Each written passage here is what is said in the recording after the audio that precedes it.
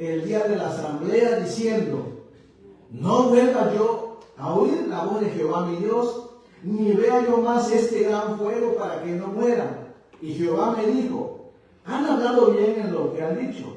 Profeta les levantaré de en medio de sus hermanos como tú, y pondré mis palabras en su boca, o sea, en la boca del profeta, y él les hablará todo lo que le mandare. Mas a cualquiera que no oyere mis palabras que él hablare en mi nombre, yo le pediré cuenta. El profeta que tuviera la presunción de hablar palabra en mi nombre, a quien yo no le haya mandado hablar, o que hablar en nombre de dioses ajenos, el tal profeta morirá.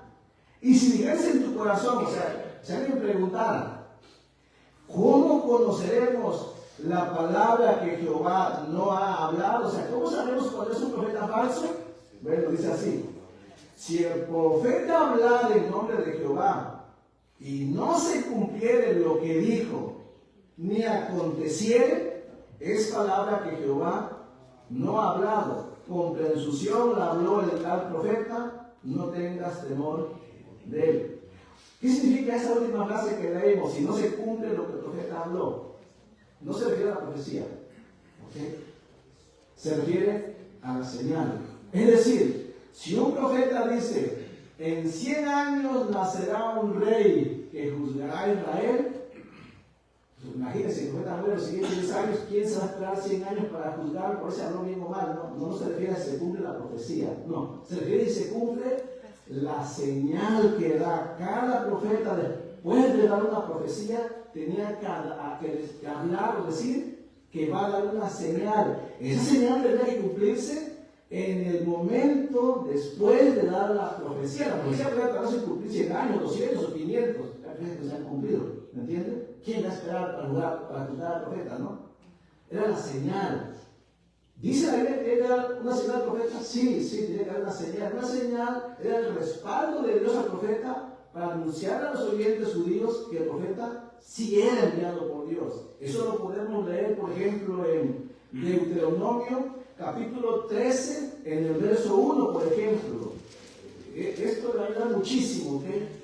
Para saber por qué hoy hay falsos profetas, falsos milagros y todo eso, ¿no?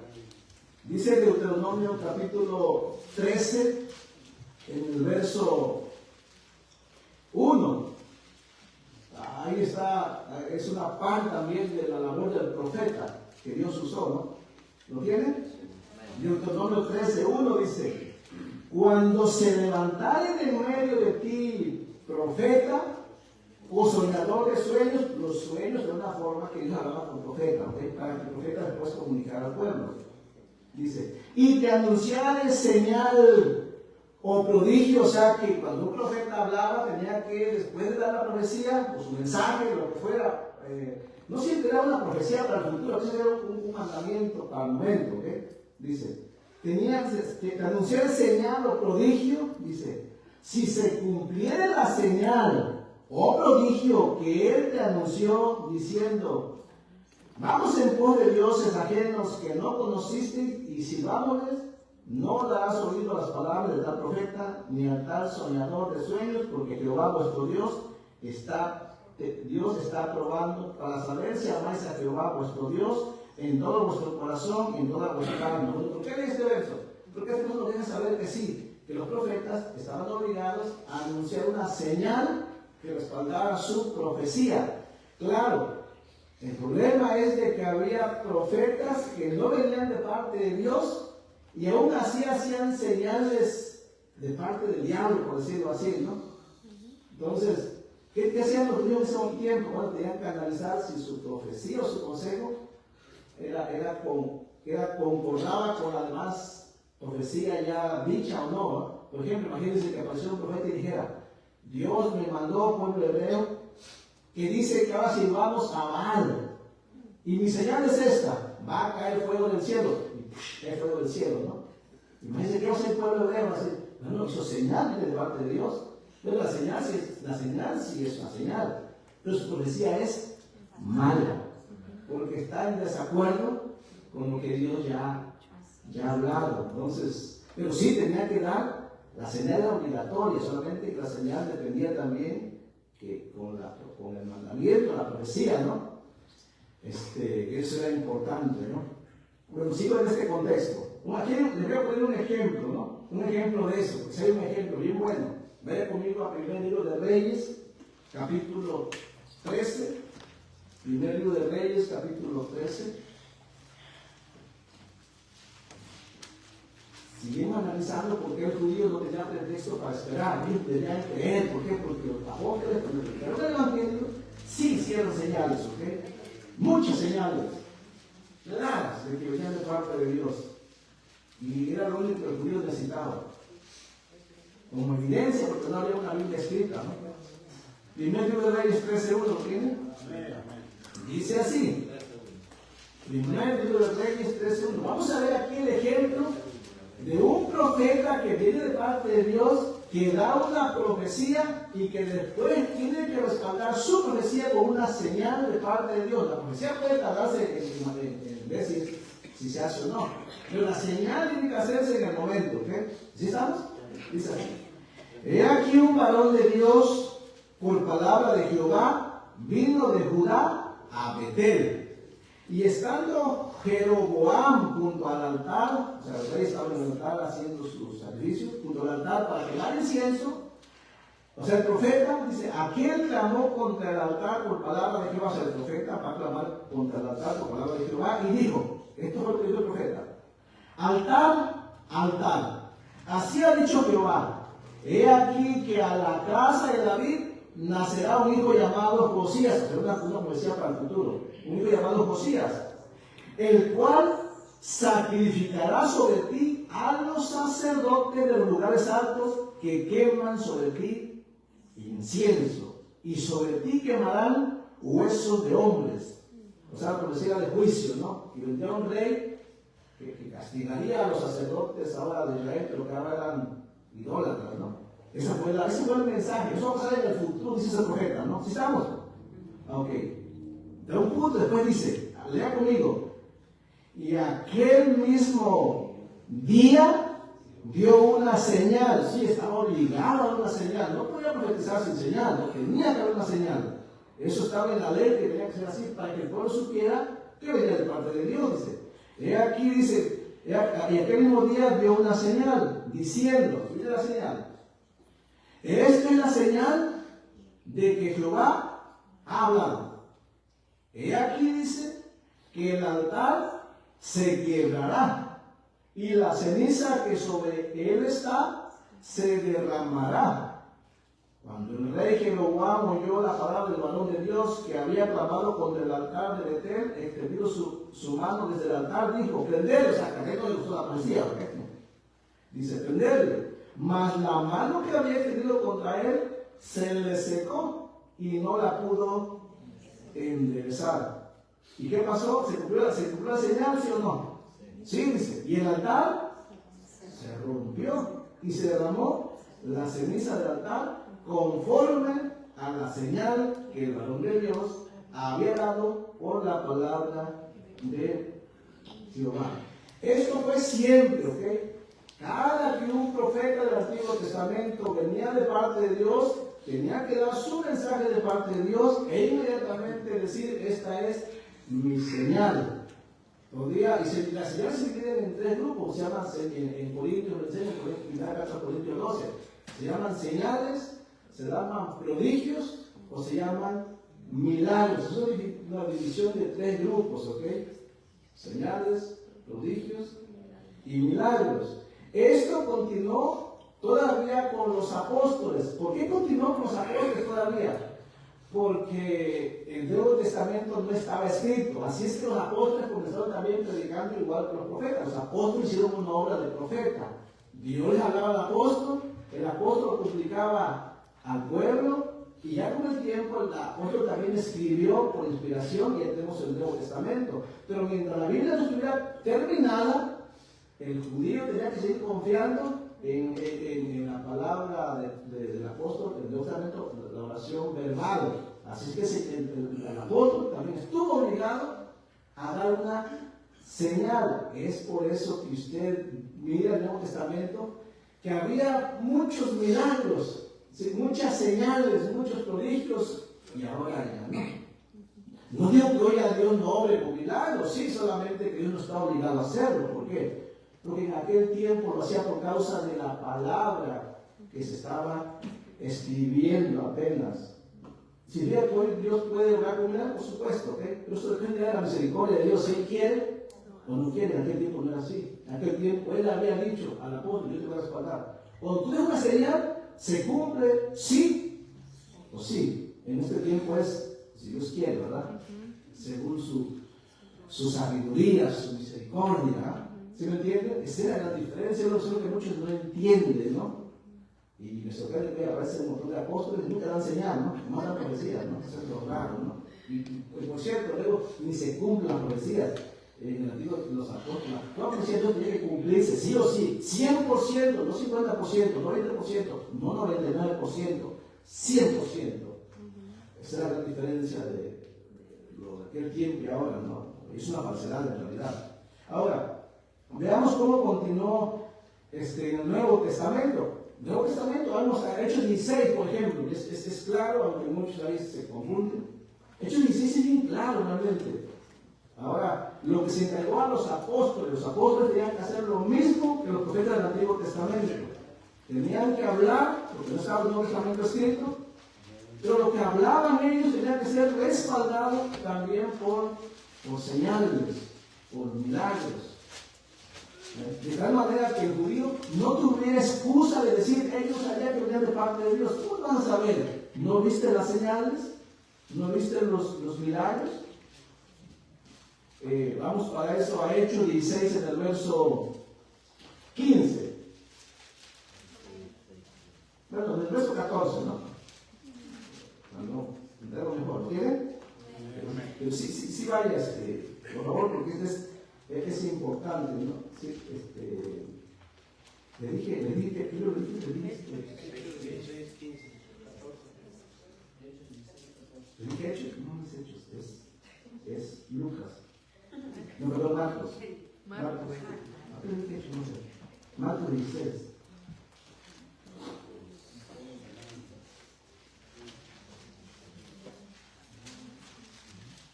Marcos 16, 15. Marcos solamente tiene 16 capítulos.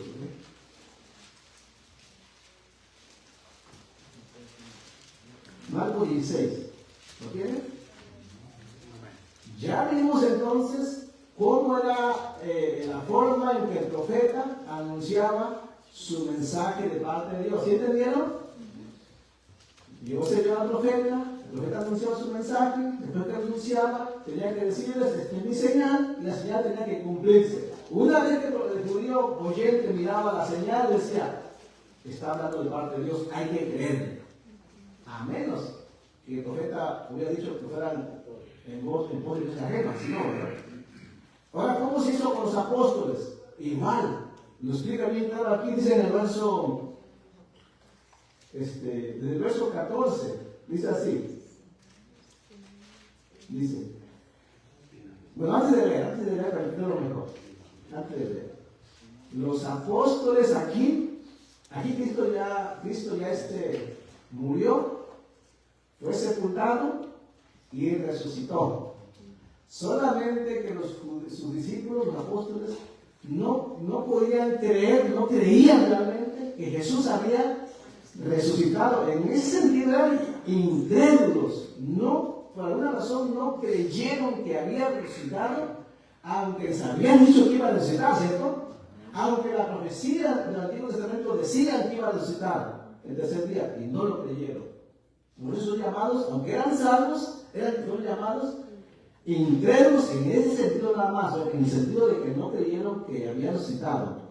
Entonces ahí Jesucristo tiene que hacer el trabajo de ir ante ellos y decir: sí soy yo, resucité, ¿no?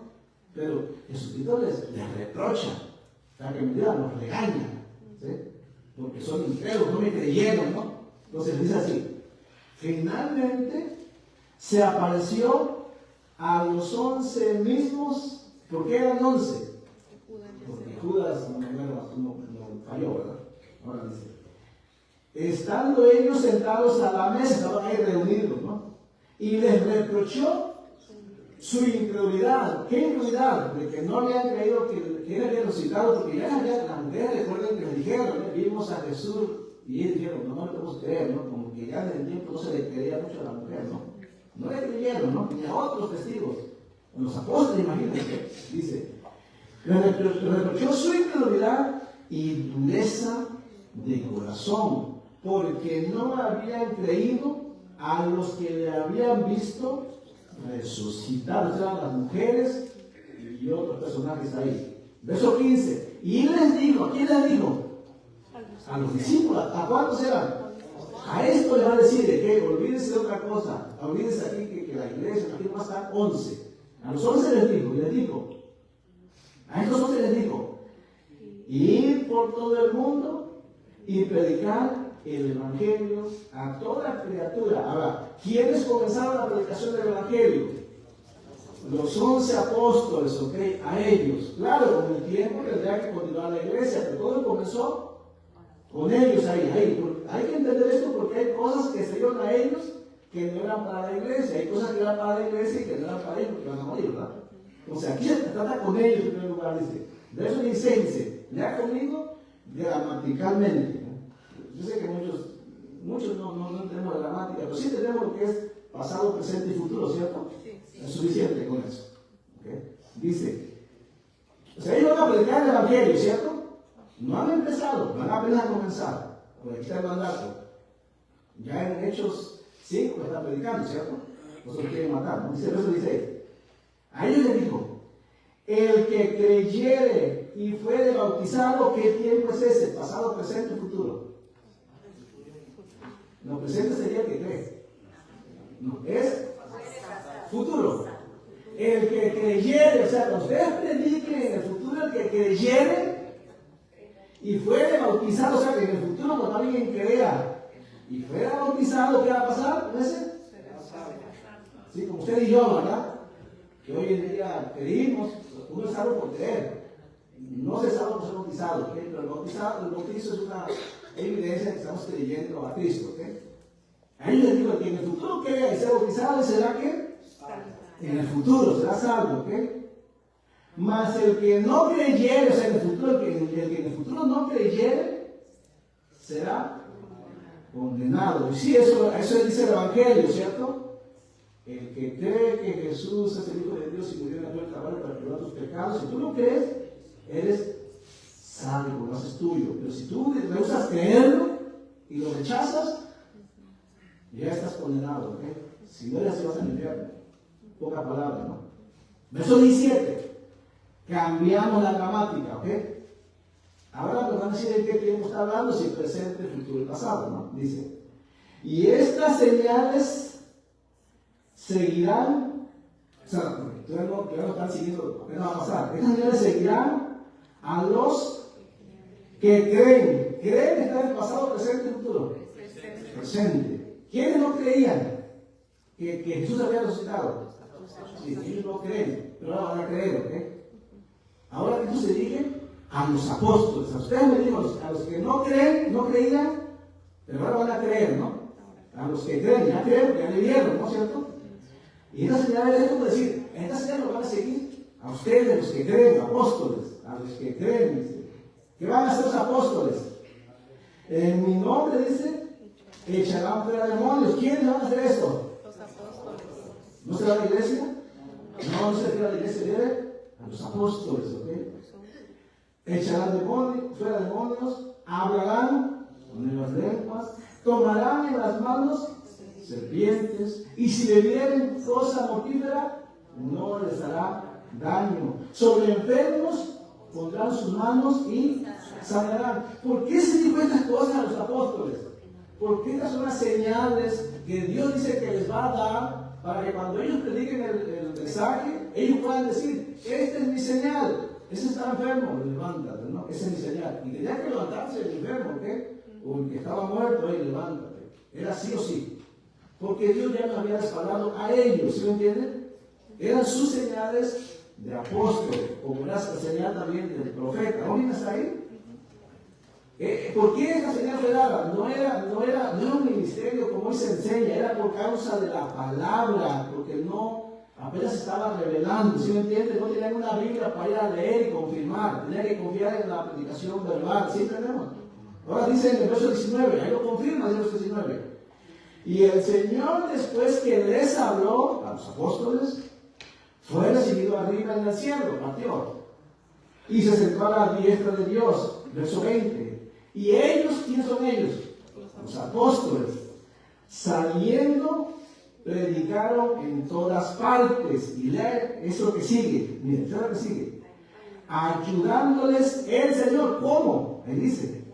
Y confirmando la palabra con las señales que le seguían. Las señales, los milagros que ellos hacían, los prodigios, fue por causa de la predicación de la palabra. ¿Sí estamos entendiendo? ¿Sí? Por eso cuando leemos textos como Hechos 5:12, vaya conmigo, Hechos 5:12, ahora sí ahí al ratito, Hechos 5:12, miramos cuántos milagros hacían ellos, y todo ya no se ve, de hecho no es necesario. Bueno, por misericordia a lo mejor Dios lo haría, pero no hay una necesidad para eso. Lo que importa es la salvación. ¿Sí? Yo puedo morir, pero mientras sea salvo no hay problema, ¿cierto? El problema es morir sin salvación.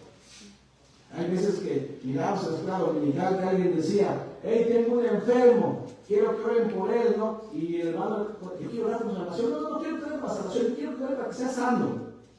No, ¿quieres sanidad sin salvación? ¿Para qué te sirve? Te vas a morir, vas a ir al infierno, ¿no? No, prefiero ser salvo aunque me muera, ¿sí me entienden? ¿De qué sirve que seas sano? Tienes tu vida sano y mueras sanito para ir al infierno, ¿no? No, es mejor morir enfermo físicamente, pero después ir a con el Padre, ¿no? ¿Sí me entienden? Entonces, en el verso 12 dice así, ¿ven? Porque se ve otro milagro, dice el verso 12.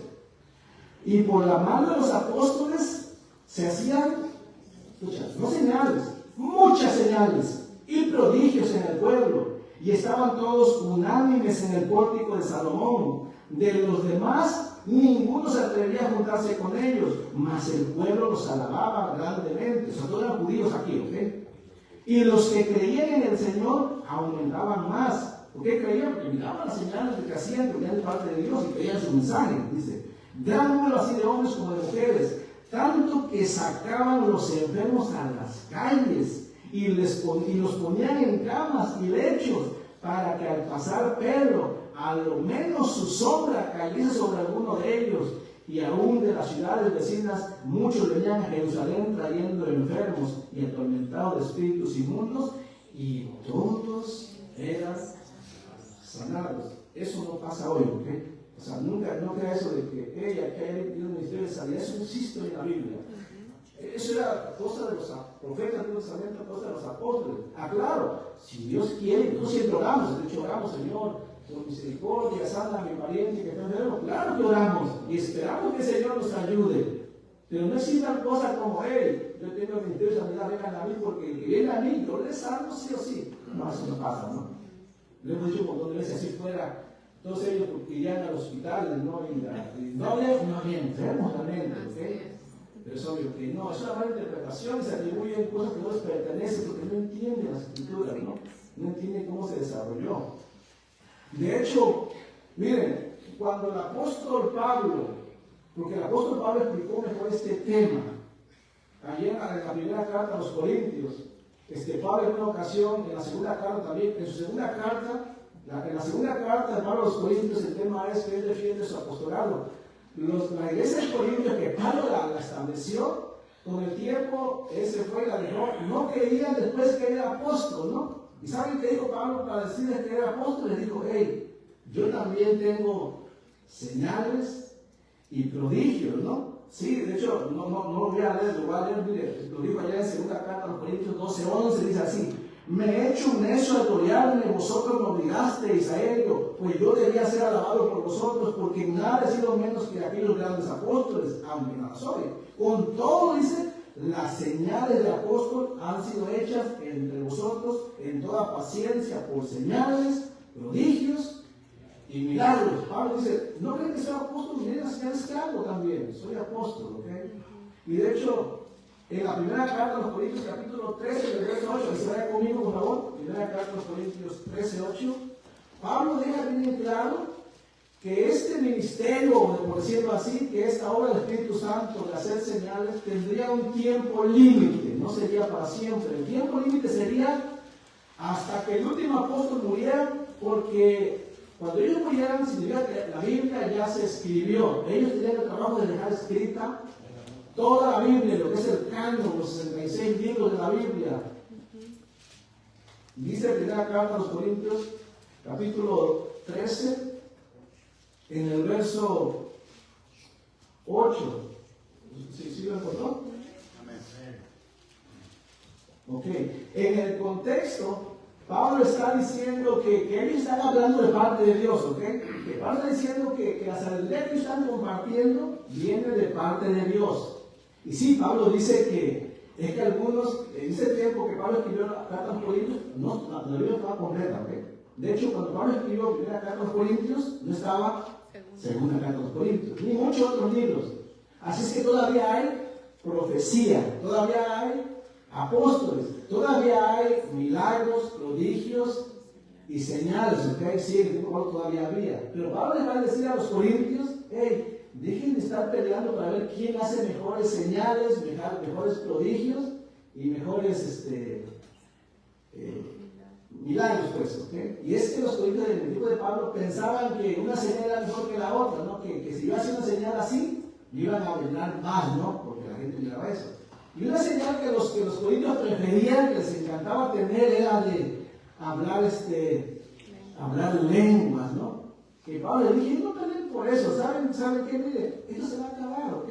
Lo más importante es que tengan amor, ¿no? Porque estos milagros que hoy ve la gente algún día van a perecer cuando la vida esté terminada. ¿Cómo lo dice? Ahora vamos a ver ahí en el verso 8 al 10, ¿entiendes? Dice Pablo, el amor nunca deja de ser, o sea, que lo más importante es que haya amor, en vez de ver quién habla más, quién hace mejor señal o quién tiene más lengua, ¿no? Porque todavía viene el tiempo de Pablo, ¿sabes por qué? ¿No? Dice, el amor nunca deja de ser, pero las profecías se acabarán. ¿Y qué pasa si la profecía diría que Dios va a dejar de revelar ya? ¿Cuándo? Cuando se acabe la Biblia. ¿Y qué pasa si se acaba la profecía? Pues ya no son necesarias las señales, como las lenguas, ¿no? Ya no son necesarias. Porque los milagros existían por causa de la palabra que no estaba escrita. El amor puede ser, pero la profecía dice, se acabarán. ¿Y qué pasará si se acaban? Y cesarán las lenguas. O sea, si se acaba la profecía, cesa la lengua que se usaba como señal para mostrar que alguien viene de parte de Dios, ¿ok? Que es el profeta, dice. Y la ciencia también acabará. Cuando dice la ciencia acabará, no se refiere a la ciencia del mundo, se refiere a la ciencia que el conocimiento de Dios ya no va a seguir siendo revelado porque va a estar completo. O sea, todo lo que Dios quiso hablar va a ser ya plasmado. ¿Y qué es eso? La Biblia completa, ¿ok? Dice en el verso 9. Dice Pablo, en el tiempo de él va a hablar, ¿ok? Dice, porque en parte conocemos y en parte profetizamos. Pablo está diciendo, dice, hoy en este tiempo, dice Pablo, no tenemos todo, no conocemos todo, en parte. Y lo que tenemos en parte es lo que vamos a conocer, ¿ok? En parte. O sea, significa que la Biblia es completa, pero en ese tiempo estaba solamente tenían una pequeña parte. Estaba el Antiguo Testamento, pero no estaba completo el Nuevo Testamento. Apenas estaba escribiendo también Pedro, estaba escribiendo Juan, ¿me entienden? Estaba escribiendo Judas, estaba escribiendo Santiago, entonces la Biblia no estaba completa.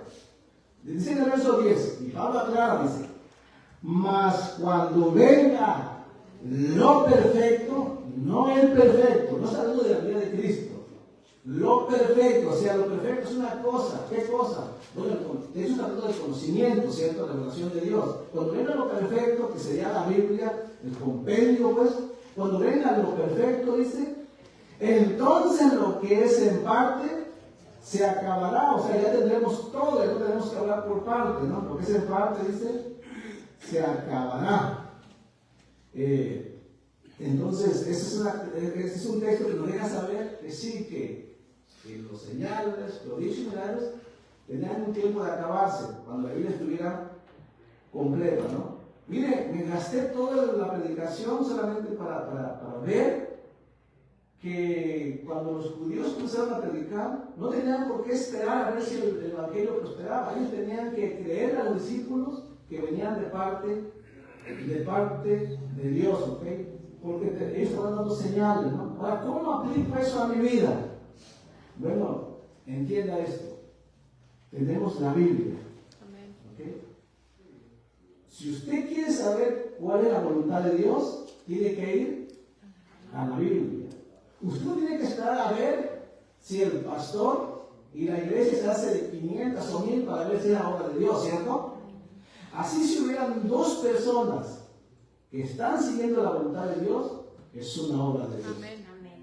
Desgraciadamente muchos dicen, no, es que yo no voy a esa iglesia porque hay nada más 5 personas, bien pobrecitas, ni sillas tienen. Eso no es obra de Dios. No, yo voy a una iglesia, a una mega iglesia, porque ellos son prósperos, significa que es obra de Dios. Eso es el consejo de la mayoría. Le digo, si toda la prosperidad de Dios, si no prospera no es de Dios. No siempre es así.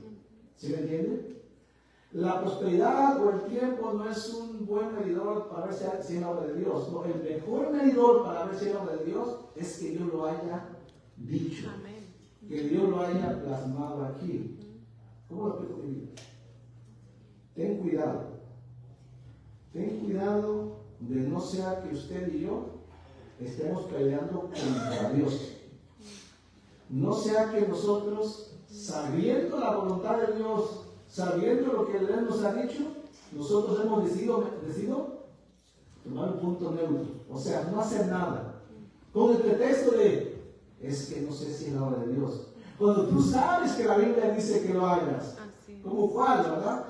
No dejando de congregarse, ¿es la voluntad de Dios o no? Sí.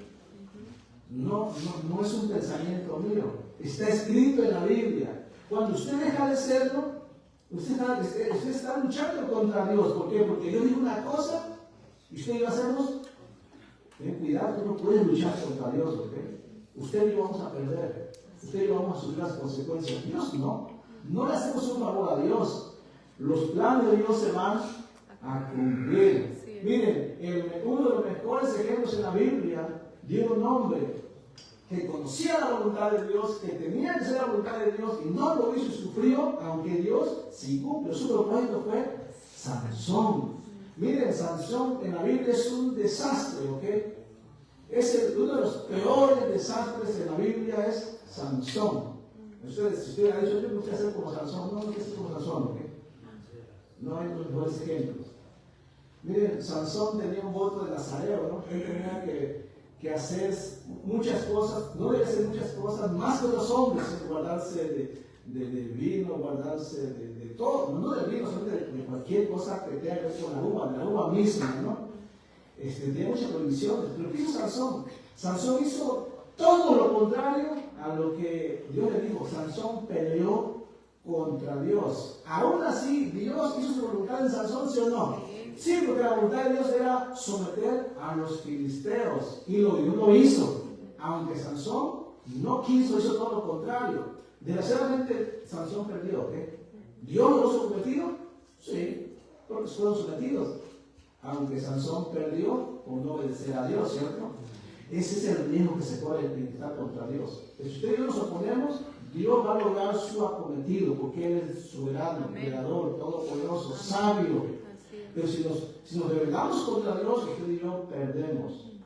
En esa parte sí le atinó Gamaliel cuando dijo, oye, tengan cuidado, no sea que se encuentren peleando contra Dios. Miren, la Biblia es bien clara. El ejemplo que termino con este ejemplo, el Evangelio es lo más claro, ¿cierto? El Evangelio dice, todo aquel que en Él cree, tiene vida eterna, pero el que no cree, San Juan 3:18 dice, el que no cree, ya ha sido condenado porque no ha creído. Algunos están esperando, como el consejo de a ver si eso es cierto. De un ejemplo de un hombre que decidió esperar a ver si eso era cierto, en la Biblia llamado el hombre rico. Ese hombre rico sabía que había un infierno, una condenación, sabía que tenía que encomendarse al Señor. ¿Sabe qué hizo? Vivir como quiso, esperar. Y esperó demasiado, ¿ok? Esperó hasta que estuvo muerto. ¿Sabe qué descubrió? Que la Biblia era real. ¿Sabe cómo descubrió? Cuando alzó sus ojos y despertó, estaba en tormento. ¿Okay? Lo descubrió muy tarde, sobre todo por esperar. Hay cosas que no hay que esperar. Si usted no tiene salvación, y he escuchado que esta salvación en Cristo, no espere, ¿ok? Porque también el Evangelio dice que hay condenación, y si usted espera, usted es un incrédulo, ¿me entiende? Está luchando contra Dios y usted y yo vamos a perder siempre. Piénselo, ¿ok? Entonces, ese es un buen aprendizaje. Aún los cristianos podríamos estar luchando contra Dios. Eva y Adán lucharon contra Dios y perdieron, ¿se acuerdan? Caín luchó contra Dios a matar a su hermano. El rey Saúl luchó contra Dios cuando Dios le dijo, no vas a tomar nada de acá. ¿Y qué Saúl? Hizo lo que quiso, tomando lo mejor según Saúl, ¿no? Aún Moisés en un momento luchó contra Dios cuando Dios le dijo sacar agua de la peña. ¿Qué hizo Moisés? Golpeó la peña. Por eso Dios le dijo, no vas a entrar a la tierra prometida porque no me obedeciste, no me exaltaste en lo que te dije, ¿no? Y Sansón y Jonás, ¿se acuerdan? Jonás luchando contra Dios cuando dijo, vas a ir a tal lugar. ¿Y qué hizo Jonás? Y al lado contrario, ¿quién perdió? Y Jonás. Y Dios cumplió como quiera sus propósitos. Y que hablar de Coré, de Datán, de Abiram, que se rebelaron contra el liderazgo de Moisés y Josué. O con la esposa de Lot, que prefirió mirar hacia atrás porque amó más las cosas de Sodoma, ¿no? Y de Gomorra. Y de Janes y Jambres también, ¿no? Esos hechiceros allá en Egipto que viendo las señales de Dios a través de Moisés, decidieron pelear contra Dios y perdieron, ¿no? Y por último, que hay de los saduceos que le dijeron al concilio, hey, hay que matar a los discípulos, ¿no? Porque no muchos lo están haciendo y estaban peleando contra Dios. Había más, pero piensa, ¿no? ¿Habrá algo en tu vida que estás haciendo y que no te das cuenta que estás peleando contra Dios? No hay un momento hoy para analizar y desistir, ¿no? Y más bien estar con Dios, no contra Él. ¿Y cómo puedo estar con Dios? Haciendo su voluntad. Amén. ¿Y cómo sé cuál es su voluntad? Deja que Dios te guíe a través de su palabra, como dice Romanos capítulo 12, ¿no? Que no nos conformemos a este mundo, ¿no? Sino que seamos transformados en nuestra mente para comprobar cuál es su buena voluntad, que es agradable y perfecta, ¿no? ¿Cómo se deberíamos orar? Si usted entendió algo, que ayúdele a Dios que le ayude, tome decisiones y investigue si usted está en contra de Dios y algo que Él ya dijo, y resista a seguir haciéndolo. No le conviene estar contra Dios y yo tengo que hacer lo mismo, por supuesto. Así que dándole gracias por el día de hoy. Si usted quiere la tarde a las 5, vamos a la segunda parte. Así es que vamos a dejar esto con la tarde. Vamos a orar. Padre bendito, en el nombre de Jesús, gracias por este mensaje de la mañana. Señor, es tu palabra. Nosotros necesitamos que nos ayudes para que tomemos decisiones. Señor, por favor, si hay alguien que no es salvo todavía, Padre, ayúdame. Que no tenga que esperar, que crea tu palabra escrita, Señor, y que pueda tener vida eterna, que ponga su fe en Jesucristo, que murió en la cruz, que no espere a la muerte física, porque hay una condenación después de eso, y es real, Señor, tan real como tu palabra lo expone.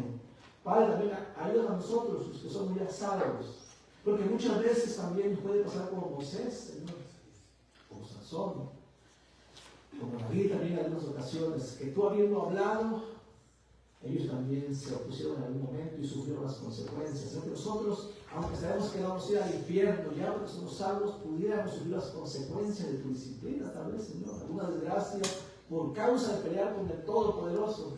Padre, guárdanos, por favor, ayúdanos, te necesitamos, por favor, bendícenos así, te lo pedimos en el nombre de Jesucristo. Amén.